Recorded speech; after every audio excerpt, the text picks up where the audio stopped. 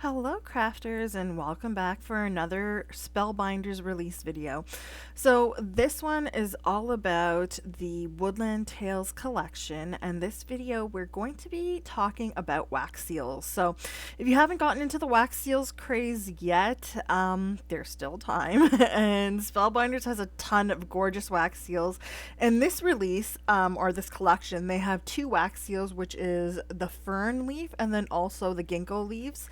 And I want to show you how you can do dual tone wax seals as well. So this is where you use two colors of wax seals separately, one for the image and one for the background of your wax seal. Makes more sense when we look at it and get into it. But I also want to share with you all the tips and tricks that I can to help you on your wax seal journey.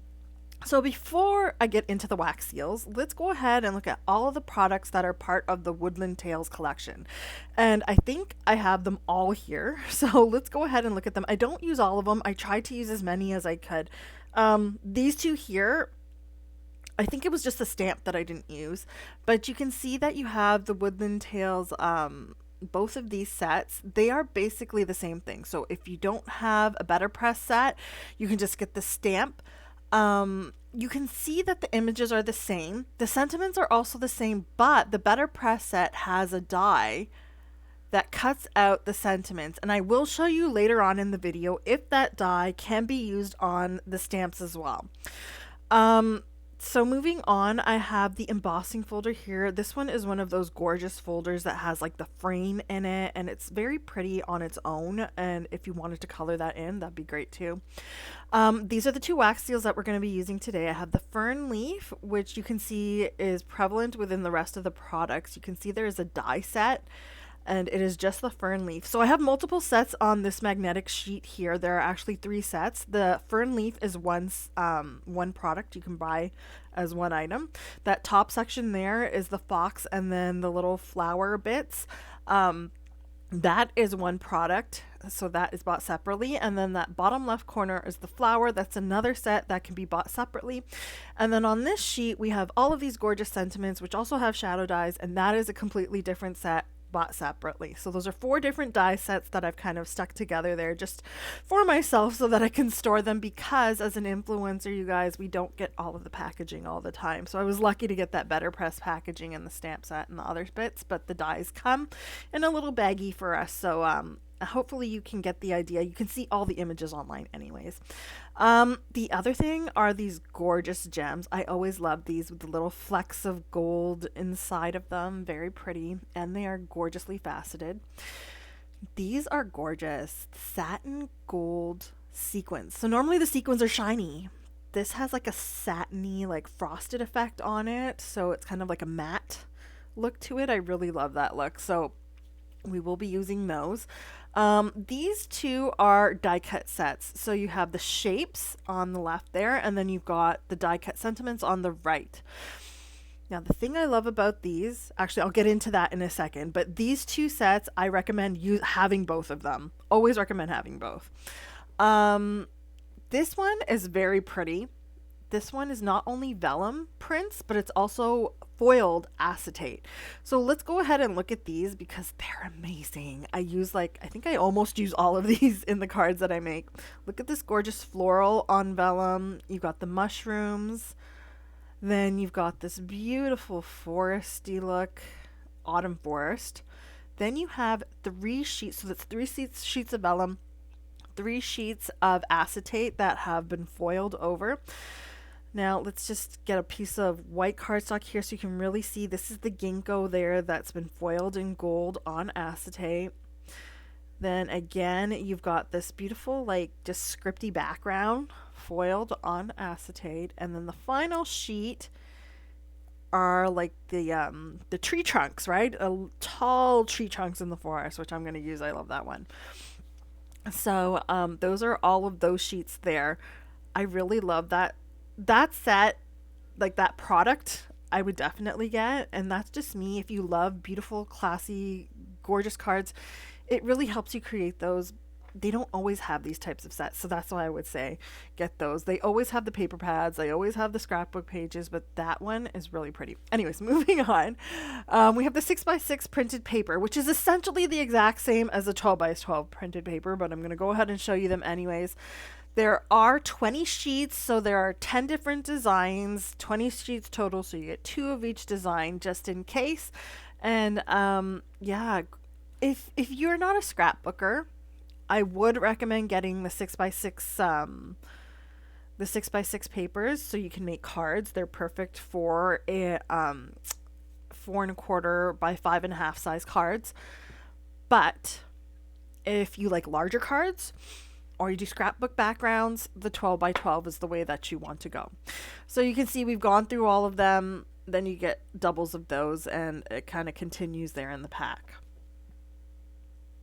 So moving on, we've got the 12x12s, exactly the same, but I did notice a difference in the paper thickness.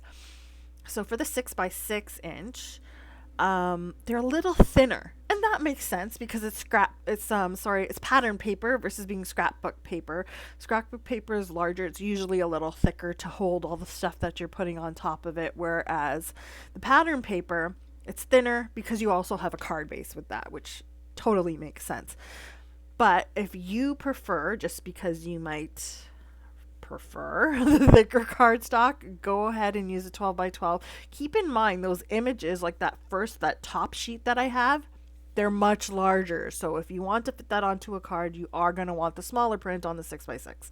So keep all of that into account when you're shopping, depending on what your needs are. Those are the best tips I can kind of give you for what there is there. But these are absolutely gorgeous. Now in this video, I'm not going to do a scrapbook page, but I will do one sometime, maybe this month or in the future. I really want to visit the pumpkin patch with the kids, so I thought that would maybe, those pictures might look good with this, but I haven't gone yet. So eventually I'll get that scrapbook page up for you scrapbookers out there, but for now we're going to focus on cards. So these are all of the products that we're going to use today. Remember, we're focusing on wax seals first, but before we get to that, I did want to show you the die cuts. Now, there are 2 packs. I always recommend getting both of the packs. I mean, they're not that high of a price point. I'm going to show you all of the bits here. And for all of their die cut sets, there's always 2 of each die cut. So if I have the Sentiment Grateful, I'm going to have 2 of them. If I have, 2 of, if I have one of those, like Love You to the Moon and Back, I'm going to have 2 of them. There's always 2 of them in there in case you want to make doubles, you want to cut a couple down and kind of stick them together. There's always doubles in these. So those are all of the sentiments, and you can see there are some large sentiments, and I would assume that those are for the scrapbooking, right? So I assume that the die cut shapes is more to go with cards, and the die cut sentiments is more to go with the 12x12 scrapbooking thing. But as I said, I like to have the images and the sentiments, right? But this one has a pretty good mix, I'd say. So if you are going to choose between 2 of these, I would go with the sentiments because you also get a lot of images in this one. Some of them you don't. Moving on, those are all the die cuts. You can see I have that little box I always keep it in to sort through. It always helps. Here are all of the different wax seal beads that I think go with this. We've got candy apple, canary, aged gold, vintage red, gold wax, and then I've also got some blue smoke. Again, there's some of the white pearl and then the autumn mix, which goes perfectly. So my first tip is wax bead storage. So you see I had that sectional container, which is amazing. I tend to kind of just put my beads in and then I label them at the back. That way I can keep track of what's what.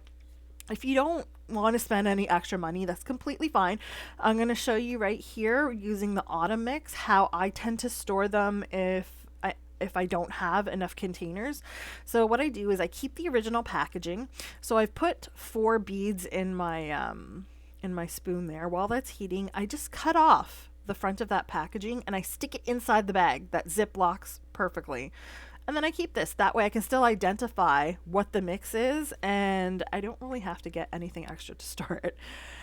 Okay, so now that I have my beads melted, I did put 4 beads in there. That is generally the amount that you want to use. 4 beads. I find that works perfect for all the stamps. If you have a stamp that's a little bigger, like a square one, or more of a larger or oval, which is like the ginkgo one, I would recommend using 5 beads.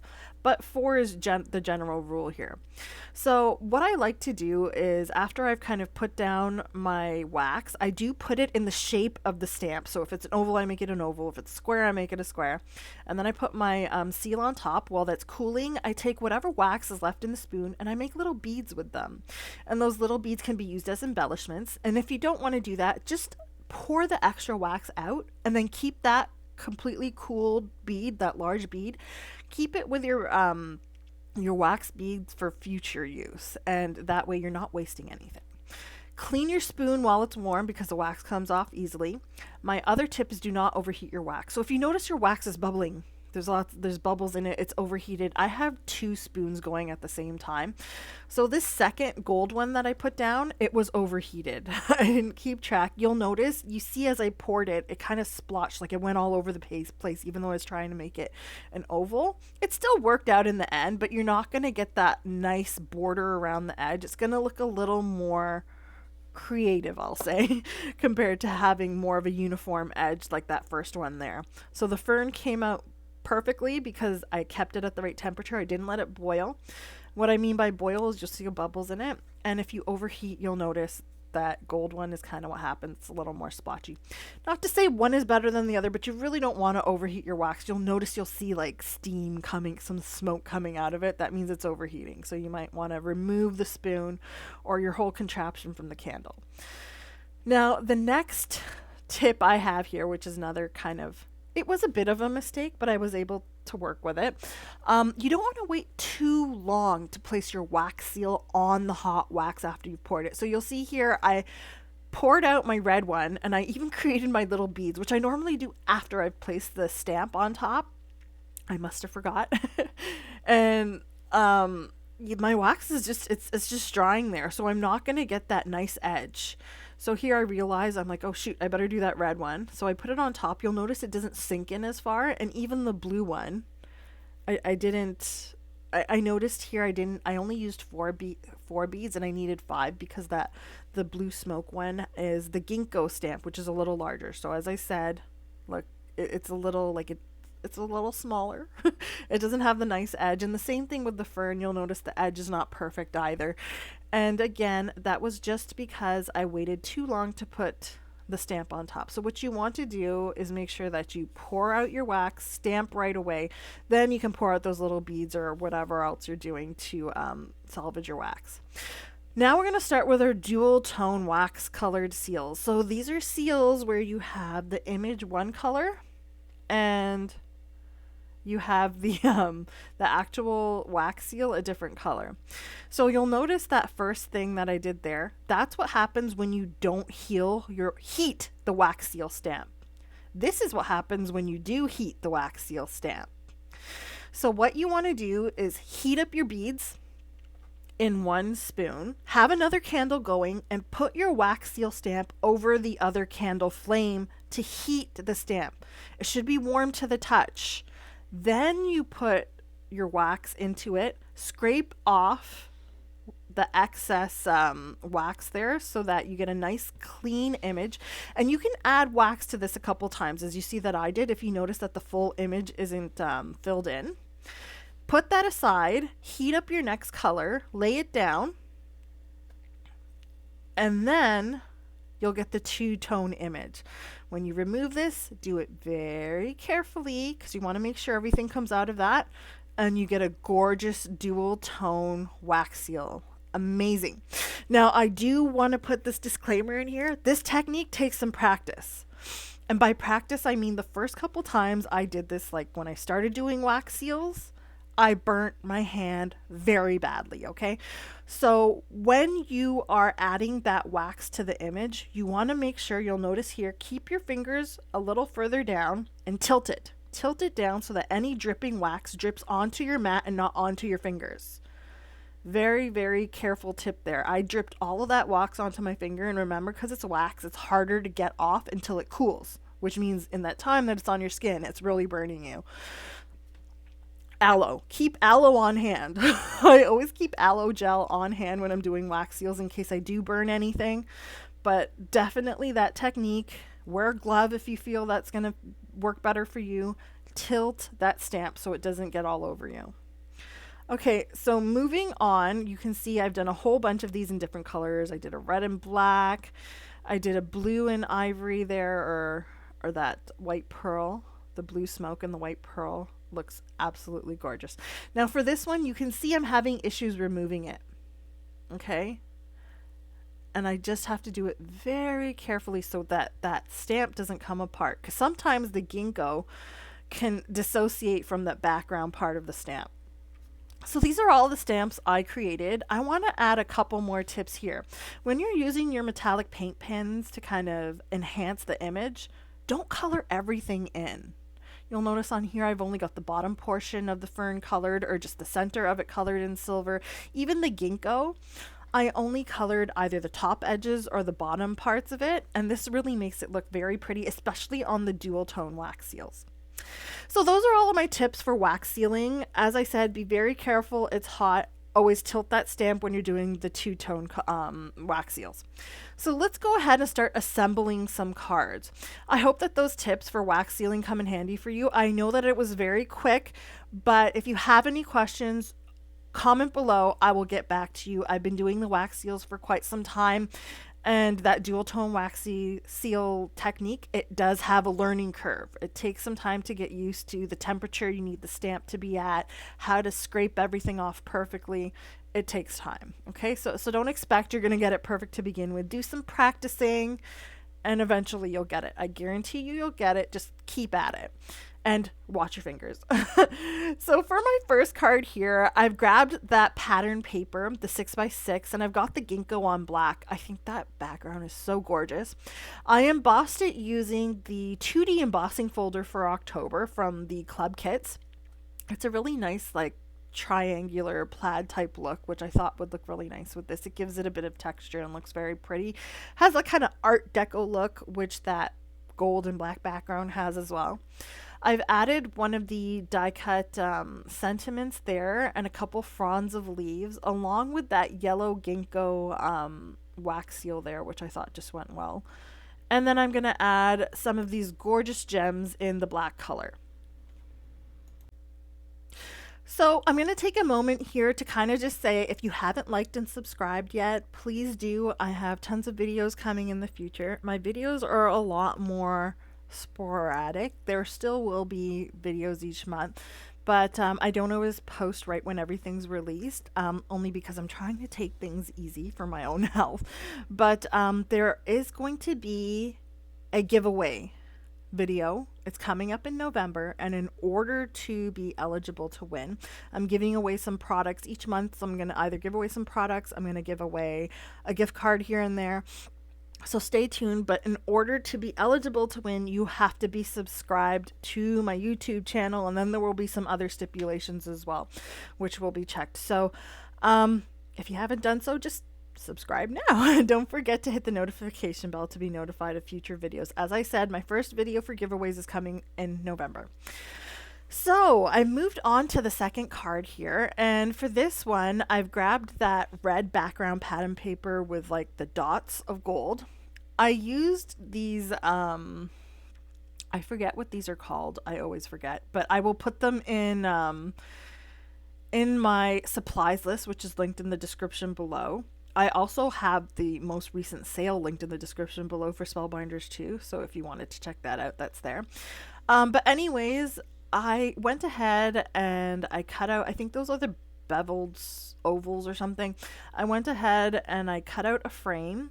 I added that acetate with the tree stumps, and not the stumps, but like the the bottoms of the trees there in that gold foil. And then I added a nice gold frame around it too.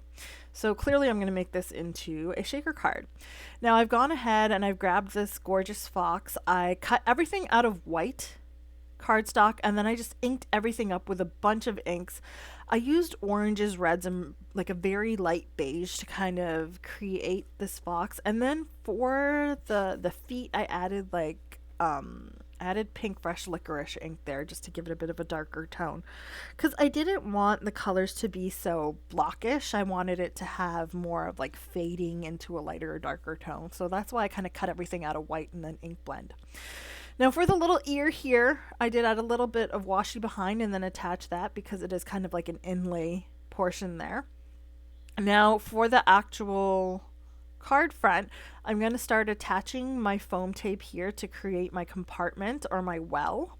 I released the paper from the bottom and the side, and then I'm just going to tuck in my little shaker bits. So my shaker bits are going to be that gold satin, those sequins. So I'm going to add some of those, and then you can see on the left there I've got my little embellishment storage thing, and I've got these little white like crystals, these clear crystals. I've mentioned before you can grab these on Amazon, but I didn't pay any money for them. There are certain products you can get online that actually I think it's phone cases, and they have like this big lanyard with it that has all of these little crystals in it. I don't use the lanyard, so I take the crystals out and repurpose them.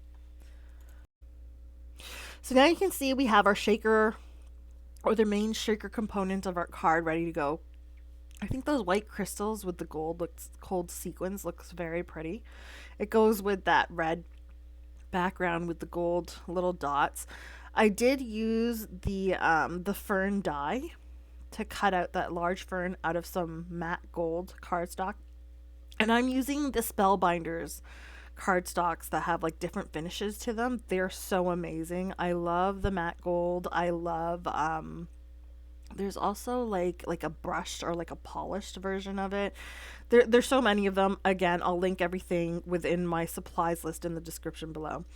So I added a little mushroom and the die cut sentiment along with the fox. That card is done. Let's move on to the next one. I have to use all these vellum bits. So this gorgeous flower vellum sheet is amazing. I love it. You know, a cool idea would to be to actually emboss it, dry emboss it, but I didn't do that on this one. What I did was I cut a section that's just a little bit smaller than my my card base. I did cut off a bit of the bottom because I will be adding that white piece of cardstock that I embossed with the embossing folder. You'll notice that I kind of embossed it off center there. And that's because I really wanted that floral image at the bottom. I don't want the frame to show. So I cut off a portion and stuck it down there at the bottom. And then to give this more of a finished look, what I like to do is add a little strip of specialty cardstock, whether it's metallic, mirror cardstock, glitter cardstock, something like that. It always just gives your edge when you're transitioning from one paper to another, just more of a professional look. So I'll attach this here and cut off the overhanging ends. And then I want a sentiment. So I'm going to grab one of them from the die cut pieces there. I'll add some foam adhesive and stick this on there very nicely. And then I think I also add that little butterfly there as well. And then I'll finish it off with these gems. Again, they're amazing. I love the pink. I think my favorite out of these are actually those gorgeous peach ones that I'm putting on, and then the black ones, because I think that the gold really stands out on the black. So for my next card, I'm doing 7 cards in total. Again, I'm using that scripty acetate, and I'm only adding glue where I'm going to cover up that background. Otherwise you can see it through the acetate, right? So be careful and be strategic where you're placing your glue so that you can't see it through. Now, I used this other scalloped, again, I always get the words wrong for whatever the product is, but these gorgeous shaped like frame here. I cut one out of black that was larger, and then a little smaller I cut out of that yellowish and black color pattern paper. I layered them together. I've attached them with foam adhesive at the back to this background. And then I'm layering some of these flowers, some of the leaves. I've got the sentiment, which was cut from the sentiment dies. I just cut it out of some Spellbinders metallic gold mirror cardstock. And then I've got these bees. I have 3 of them, but in the end, I figured that third one kind of made it look too busy, so I just added those 2 bees, one on the flower and one on the top left there. And then I'm adding some more of these gems. I've got the gold or champagne looking ones here, and I'm just adding 3 at a time. Odd number, looks pretty. Moving on, now I had mentioned that I will let you know if this works with the stamp. And you can see here as I place it over, it does. But keep in mind your stamp moves. So what you'll want to do is, if you do have both of these sets, use that die and cut out your sentiment from white cardstock and then stamp on top of that so you can line everything up perfectly.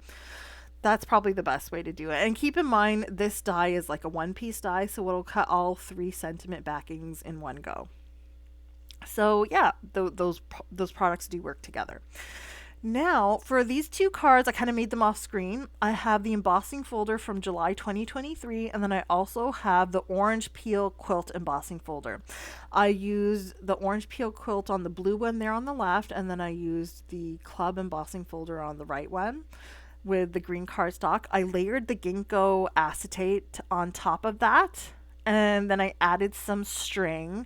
I just kind of put like a strip of tape, of double-sided tape, and then stuck the string on. And then I added a little bit of on the green one, I added a little strip of mirror cardstock, and then I added my sentiments, which were either pressed from that Better Press set or from the die cut bits, and then I added my wax seal, those ginkgo wax seals, which are gorgeous. So those are all of the cards that I created with this collection. I had to stop myself because I could have kept going and going and going. As I mentioned, stay tuned. Don't forget to like and subscribe if you did like this video. Any questions about wax seals, please let me know in the description below. I've been doing them long enough that I should have an answer for you. And yeah, again, if you like this video, let me know. Don't forget to subscribe. We'll have giveaways in the future.